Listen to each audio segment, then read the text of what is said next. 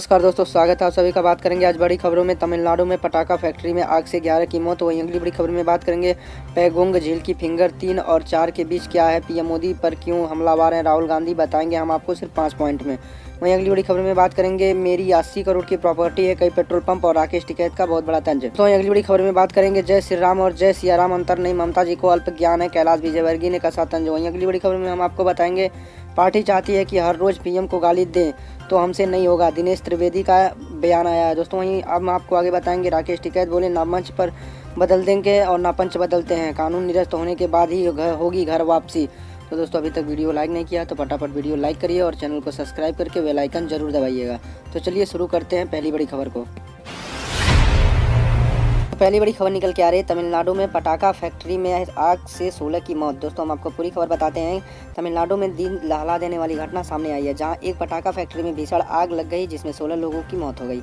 आग लगने के कारण अभी तक पता नहीं चल पाया कि घटना पर लगातार ज़्यादा जानकारियां आ रही हैं कि पुलिस के मुताबिक आग अभी तक लगी जब पटाखे के लिए केमिकल को मिलाया जा रहा था। दोस्तों हम आपको बताते हैं मौके पर दमकल की आधा दर्जन से अधिक गाड़ियां और आग पर काबू पाने की कोशिश की जा रही है, लेकिन पटाखा फैक्ट्री के अंदर बार बार विस्फोट हो रहा है। शुरुआती रिपोर्ट्स में कहा गया कि विस्फोट में लगभग 24 लोग घायल हो गए हैं। दोस्तों बताते हैं कि दोपहर को हुआ हादसा एक के बाद एक कई धमाके होने लगे।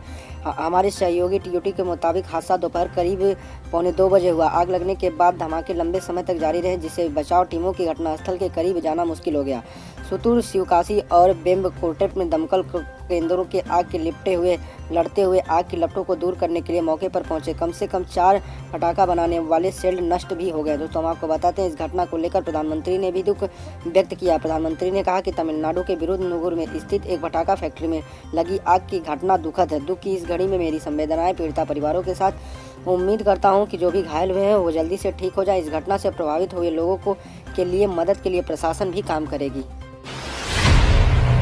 दोस्तों वहीं अगली बड़ी खबर निकल के आ रही है पैंगोंग झील की फिंगर 3 और 4 के बीच क्या है, पीएम मोदी पर क्यों हमलावर है राहुल गांधी। हम सिर्फ आपको 5 पॉइंट में पूरी कहानी समझा देंगे। दोस्तों हम आपको बताते हैं भारत और चीन के बीच करीब 135 किलोमीटर लंबी पैंगोंग झील से डिस्टिंगमेंट पर सहमति बन गई है। रक्षा मंत्री राजनाथ सिंह ने गुरुवार को संसद में जानकारी दी थी कि शुक्रवार को कांग्रेस सांसद राहुल ने डिसंगेजमेंट को लेकर सवाल उठाए थे। उन्होंने कहा कि कल रक्षा मंत्री ने पूर्वी लद्दाख में हालात पर एक बयान दिया। अब हमें पता चलता है कि हमारी सैनिक फिंगर 3 पर तैनात रहेंगे। फिंगर 3 और 4 का इलाका अब हम फिंगर 4 से फिंगर 3 पर आ गए हैं। मिस्टर नरेंद्र मोदी ने हमारा इलाका चीनियों को क्यों दे दिया। राहुल ने कहा कि हमारे जमीन फिंगर 4 तक है। नरेंद्र मोदी ने फिंगर 3 से फिंगर 4 की जमीन चीन को पकड़ा दी।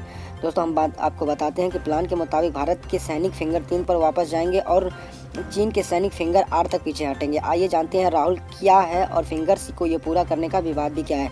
पूर्वी लद्दाख में 3448 किलोमीटर लंबी लाइन ऑफ एक्चुअल कंट्रोल का करीब 826 किलोमीटर का हिस्सा आता है। इस हिस्से में करीब बीच में पैंगोंग झील है। 14,000 फीट से ज़्यादा ऊंचाई पर यह स्थित झील की उत्तरी किनारों पर वीरान पहाड़ है। इनमें से जो पर्वत निकलकर झील से मिलते हैं उन्हें फिंगर्स कहा जाता है और भारत मानता है कि फिंगर 8 तक उसका इलाका है, जबकि चीन फिंगर 2 तक दावा करता है। दोस्तों बताते हैं फिंगर 3 से ठीक पहले भारत की एक परमानेंट पोस्ट है जिसे धन सिंह थापा पोस्ट के नाम से जाना जाता है, जहां पर इंडो तिब्बत बॉर्डर पुलिस स्थित भी रहती है।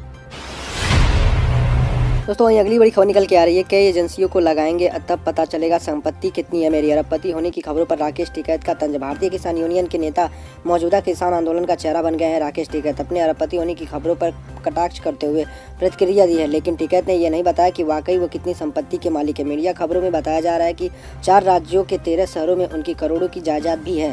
दोस्तों बताते हैं एक रिपोर्टर के दावा किया है कि राकेश टिकैत 80 करोड़ रुपए से ज़्यादा की संपत्ति के मालिक हैं। उनकी संपत्ति 4 राज्यों उत्तर प्रदेश, उत्तराखंड और दिल्ली, महाराष्ट्र के 13 शहरों से फैली हुई है। टिकैत पेट्रोल पंप, होटल और शोरूम के भी मालिक हैं। चैनल का दावा है कि कभी 5 बीघा जमीन के मालिक रहे। राकेश टिकैत के पास उनके गांव की सिसौली में 110 बीघा जमीन भी है। इसके अलावा तमाम जगहों पर उनकी और उनके रिश्तेदारों के नाम से प्रॉपर्टी है।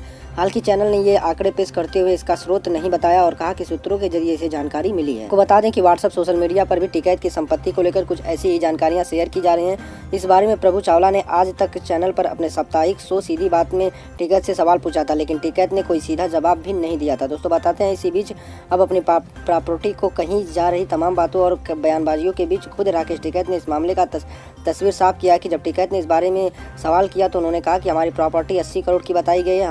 हम बताई गई प्रॉपर्टी के बारे में आपको बताते हैं कि बहुत बैंकों के अधिकारी लगाने पड़ेंगे, सीए लगाने पड़ेंगे, पटवारी लगाने पड़ेंगे, एसडीए लगाने पड़ेंगे और सरकार लगेगी, तब जाकर मेरी संपत्ति का भी पता चलेगा। अगली बड़ी खबर निकल के आ रही है, जय सिया राम और जय सिया राम में अंतर नहीं, ममता बनर्जी को अल्प ज्ञान है, कैलाश विजयवर्गीय। दोस्तों हम आपको पूरी खबर बताते हैं। पश्चिम बंगाल के बीजेपी प्रभारी कैलाश विजयवर्गीय ने कहा कि ममता जी को अल्प ज्ञान है, हम क्या करें, वो मानती तो नहीं है बात को ना, वो समझ ही नहीं पाती, क्योंकि सिया तो श्री राम का ही पर्यायवाची है, एक ही शब्द है दोनों, लेकिन ममता जी को ये बात समझ में नहीं आती है, वो ममता ही नहीं चाहती, उन्हें ये सब नहीं पता है। दोस्तों हम आपको बताते हैं कि इंडिया टुडे के चौथे संस्करण आयोजित में भारतीय जनता पार्टी के राष्ट्रीय महासचिव और पश्चिम बंगाल के प्रभावी कैलाश विजयवर्गीय ने जब पूछा गया कि इलेक्शन जीतने के लिए भगवान का नाम क्यों लिया जा रहा है, तो कैलाश विजयवर्गीय ने कहा कि तानाशाही, टोलाबाजी और तुष्टीकरण से बंगाल की जनता त्रस्त है। बंगाल में कोई जय श्री राम बोलेगा मैं सोच भी नहीं सकता हूँ, वैसे वंदे मातरम था, वैसे जय श्री राम है। इस नारे का आम मतलब नहीं है, जय श्री राम का नारा बंगाल का इतिहास बदलेगा। दोस्तों हम आपको बताते हैं, ममता बनर्जी कहती हैं कि हमारे यहाँ दुर्गा माँ की पूजा होती है, यहाँ पर जय सिया राम कहा जाता है, जय सिया राम की परंपरा या इतिहास नहीं है। इस पर कैलाश विजयवर्गीय ने कहा कि ममता जी को अल्प ज्ञान है, हम क्या करें, वो मानते ही नहीं कि कोई बात तो वो समझ ही नहीं पाती हैं, क्योंकि सिया तो श्री राम का ही पर्यायवाची है, एक ही शब्द है दोनों, लेकिन ममता जी को ये बात समझ नहीं आती है, वो मानना ही नहीं चाहती हैं कि उन्हें ये सब पता नहीं है। दोस्तों बताते हैं बंगाल में सीएम कौन बनेगा, क्योंकि आप तो मध्य प्रदेश जाएंगे। इस पर कैलाश कहते हैं कि पहली बात यह है कि हम चिड़िया की आंख पर तीर मारने के लिए पूरी तरह से फोकस हैं, अर्जुन की तरह हम पहले सरकार बनाते हैं जहाँ जाते हैं, और जहाँ हमारी सरकार नहीं होती है वहाँ हम नेता के नाम की घोषणा नहीं करते हैं, विधायक दल फैसला लेगा। अभी तो हम तो 2/3 बहुमत की बात करते हैं, त्रिकुट सरकार की स्थिति में ये चीज़ें अभी काल्पनिक भी हो सकती हैं। दोस्तों अगली बड़ी खबर निकल के आ रही है, पार्टी चाहती है कि रोज पीएम को गाली दे तो हमसे नहीं होगा, दिनेश त्रिवेदी का यह बयान निकल के आया है। दोस्तों हम आपको बताते हैं, राज्यसभा के संसद पद से त्याग पत्र देने वाले टीएमसी नेता दिनेश त्रिवेदी ने अपनी ही पार्टी के ऊपर बड़ा आरोप लगाया है। इंडिया टीवी से एक्सक्लूसिव बात करते हुए निर्देश द्विवेदी ने कहा कि उनके अपने अंतरात्मा की आवाज़ सुनकर पार्टी से त्यागपत्र दिया है। उन्होंने कहा कि पार्टी में प्रोफेशनल लोग हावी हो गए हैं। दिनेश त्रिवेदी ने कहा कि हम गाली गलौज करना पसंद नहीं करते हैं, हम इसके लिए संसद नहीं आए हैं। उन्होंने कहा कि अगर हमारी पार्टी चाहती है कि हम प्रधानमंत्री को रोज गाली दें तो ये हमसे नहीं होगा, पैसा भी उनको दिया जा रहा है और हिंसा का समर्थन भी करने को ऐसा कहा जा रहा है। त्रिवेदी ने कहा कि हमने जो राज्यसभा संसद के अंदर शब्दों का इस्तेमाल किया था वही हकीकत है, वे शब्द मेरे दिल की गहराई से आए हैं। जीवन में कई बार ऐसा क्षण आता है जब आपकी अंतरात्मा कहती है कि ये करना, वहाँ बैठकर हम क्या करते हैं। लोगों की उम्मीद अलग है मुझसे, गाली गलौज के लिए हम नहीं आए हैं। अगर हमारी पार्टी चाहती है कि हम प्रधानमंत्री को रोज़ गाली गलौज दें, वो हमसे नहीं होगा। जो हमने अपनी पार्टी बनाई थी वो तो रही नहीं, वो किसी और के हाथ चली गई। वहीं अगली बड़ी खबर निकल के आ रही है, राकेश टिकैत बोले ना पंच बदलते हैं ना मंच, कानून निरस्त होने के बाद ही होगी घर वापसी। दोस्तों हम आपको बताते हैं, किसान नेता राकेश टिकैत ने साफ कहा कि कृषि कानून निरस्त होने के बाद ही प्रदर्शनकारी किसानों की घर वापसी होगी। केंद्र चाहे तो आज बात कर ले या 10 दिन बाद कर ले, अगले साल कर ले, हम तैयार हैं। हम दिल्ली से कील हटाएंगे, बिना कील हटाए नहीं जाएंगे। दोस्तों बताते हैं, केंद्र सरकार के नए कृषि कानून के खिलाफ किसान नेता आंदोलन को धार देने के लिए महापंचायत कर रहे हैं। इस कड़ी में शुक्रवार को हरियाणा में बहादुरगढ़ में किसान महापंचायत बुलाई गई। यहाँ किसानों को संबोधित करते हुए किसान नेता राकेश टिकैत ने कहा कि हम पंचायती प्रणाली को मानने वाले हैं। हम फैसलों के बीच में ना मंच बदलते हैं और ना ही पंच बदलते हैं। हमारा दफ्तर सिंधु बॉर्डर ही रहेगा और हमारे लोग भी वहीं रहेंगे। जो सरकार की लाइन थी बातचीत करने की, उसी लाइन पर हम बातचीत कर भी सकते हैं। राकेश टिकैत ने साफ कहा कि कृषि कानून निरस्त होने के बाद ही प्रदर्शनकारी किसानों की घर वापसी होगी। केंद्र चाहे तो आज बात कर ले या 10 दिन बाद बात कर ले, हम तैयार हैं। हम दिल्ली की कील हटाएंगे तभी जाएंगे। टिकैत ने कहा कि हम राष्ट्रव्यापी मार्च करेंगे और गुजरात जाएंगे। यहाँ केंद्र द्वारा नियंत्रित है, भारत का आज़ाद है, लेकिन गुजरात के लोग कैद हैं। अगर वे आंदोलन में शामिल होना चाहते हैं तो उन्हें जेल हो जाए। दोस्तों वहीं अगली बड़ी खबर निकल के आ रही है, बीजेपी शासित इस राज्य में 5 रुपये सस्ता हुआ पेट्रोल, शराब के दाम भी 25% घटे। आज रात से घट जाएंगी कीमतें। दोस्तों हम आपको बताते हैं, भारतीय जनता की पार्टी शासन वाली असम सरकार आम लोगों को महंगे पेट्रोल और डीजल पर बड़ी राहत दे सकती है। असम सरकार ने पेट्रोल और डीजल के दाम 5 रुपये घटाने का फैसला किया। सरकार ने दोनों प्रकार के ईंधन पर वैट को ढालने का फैसला लिया है। पेट्रोल के साथ ही शराब की कीमतों पर भी राहत दे सकती है। राज्य सरकार शराब पर एक्साइज ड्यूटी को 25% तक घटा सकती है।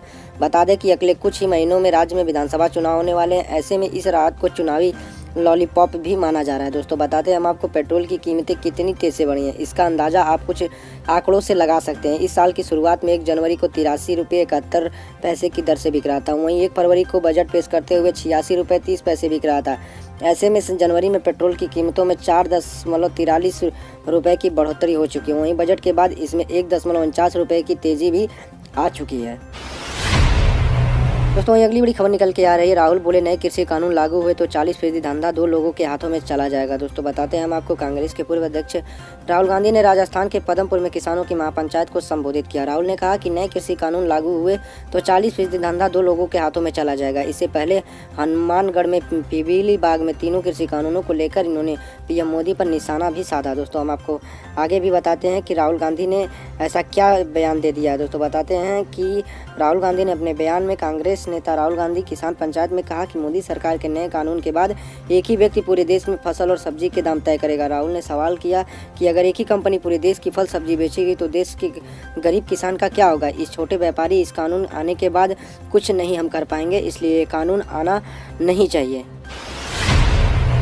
दोस्तों वहीं अगली बड़ी खबर निकल के आ रही है। पड़ोसी ने खेत जाने का रास्ता किया बंद, महिला ने राष्ट्रपति से कहा मुझे हेलीकॉप्टर के लिए लोन दिलवाएं। दोस्तों बताते हैं हम आपको, मध्य प्रदेश के मंदसौर जिले में एक रोचक मामला सामने आया है कि महिला किसान सरकारी मशीनरी के रवैये से हार मान गई, क्योंकि पड़ोसी ने उसके खेत जाने का रास्ता बंद कर दिया और कहीं से मदद नहीं मिल रही तो उसने थक हार कर राष्ट्रपति रामनाथ कोविंद से गुहार लगाई कि खेत तक आने जाने के लिए किसी बैंक से हेलीकॉप्टर खरीदने के लिए कर्ज दिला दे। मामला मंदसौर जिले के शामगढ़ तहसील का है। यहाँ के अगर गांव की रहने वाली बसंती बाई लाहौर के बोरखेड़ा की खेती की भूमि, मगर पड़ोसी ने खेत जाने का रास्ता बंद कर दिया है। रास्ता बंद होने के चलते कृषि यात्री और मवेशी आदि को खेत तक ले जाने वाला मुश्किल काम हो गया है। इसके साथ ही खेती कार्य के भी प्रभावी हो रहे हैं।